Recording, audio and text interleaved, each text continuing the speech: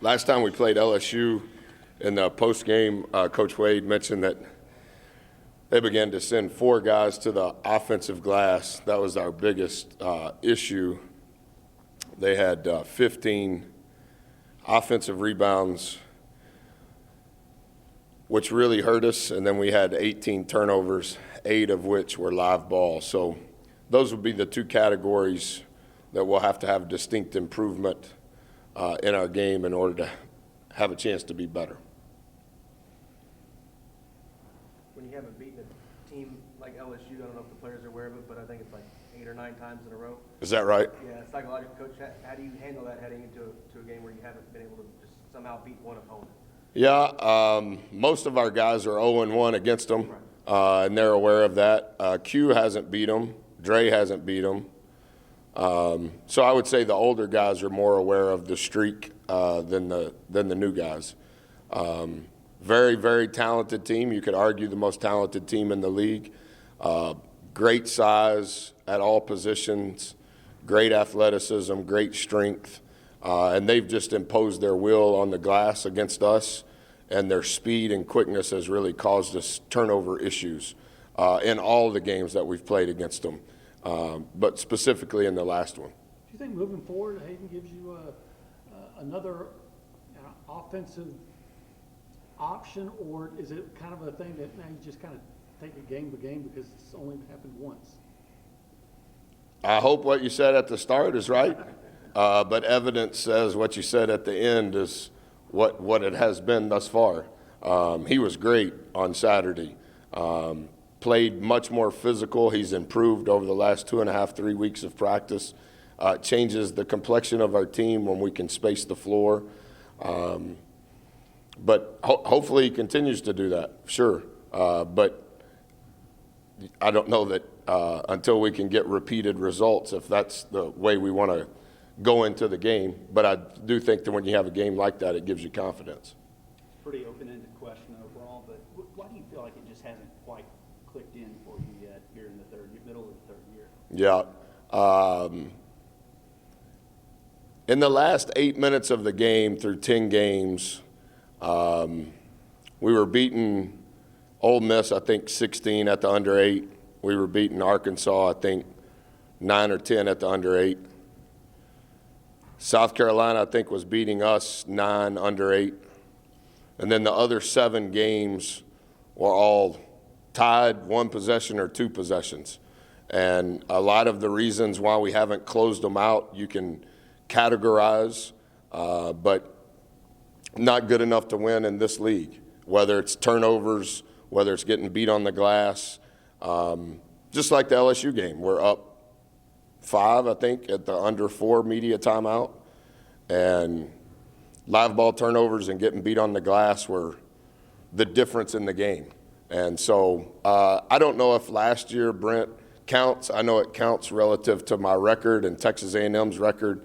It just seems like it's been an outlier in comparison to year 1, 10-8, and what is now year 3. Year 2, it counts, but it's a kind of a completely different vibe. But I understand that I have to be accountable for it. I think this year, a year ago, we were on day 6 of the pause. Never played a game in February. Practiced 5 times. That's hard, whether you're a great team or not a great team. So year 1, I think we won 5 out of our last 7. And year 3, obviously we won 4 and have lost 6.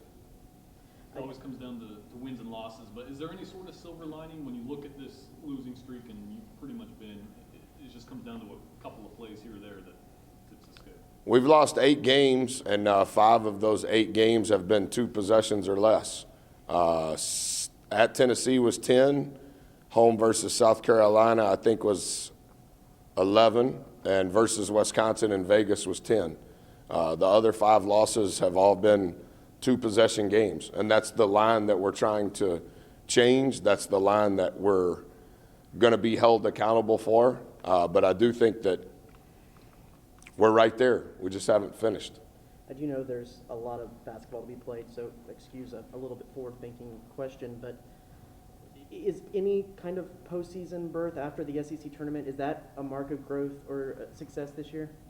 In my opinion, it is. I know that there wasn't a postseason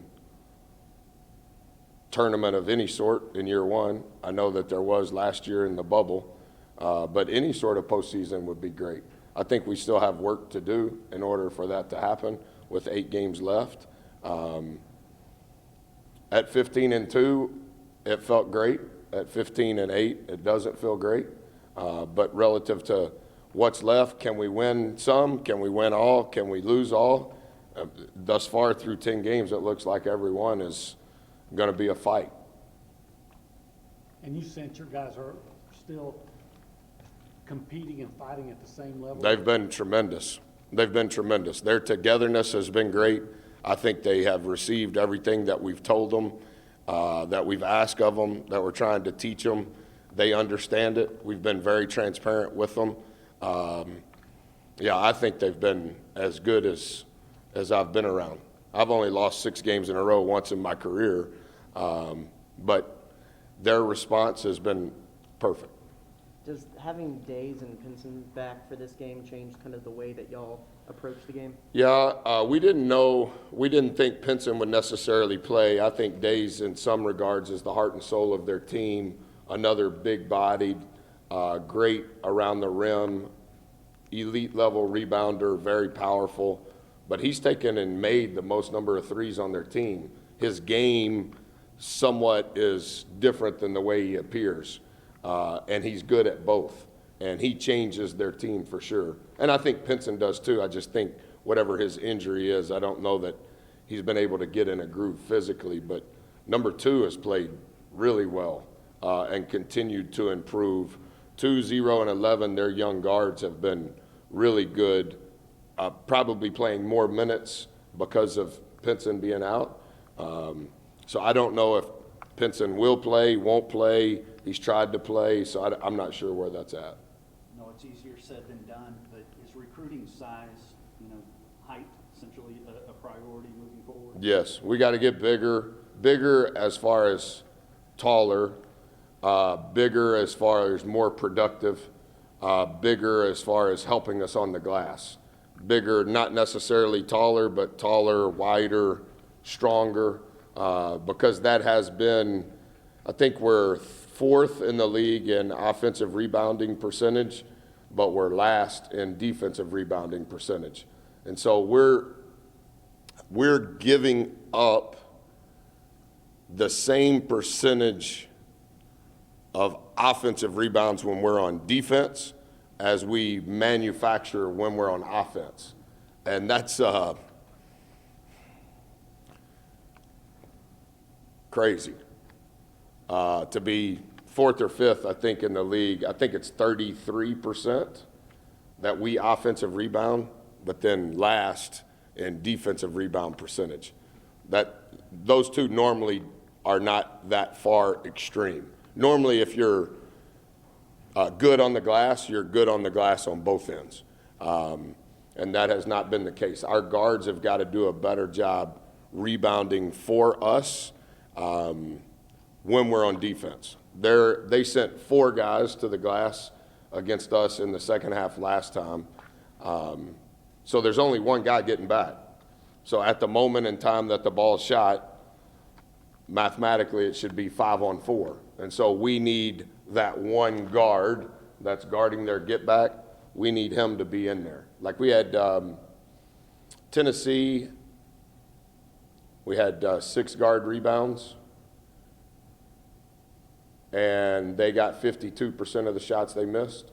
When we played at LSU, they got 45% of the balls they missed. It's just too high of a number to overcome. And that's where we have to improve. Anything else for Coach? Thanks, Coach. Thank you, guys.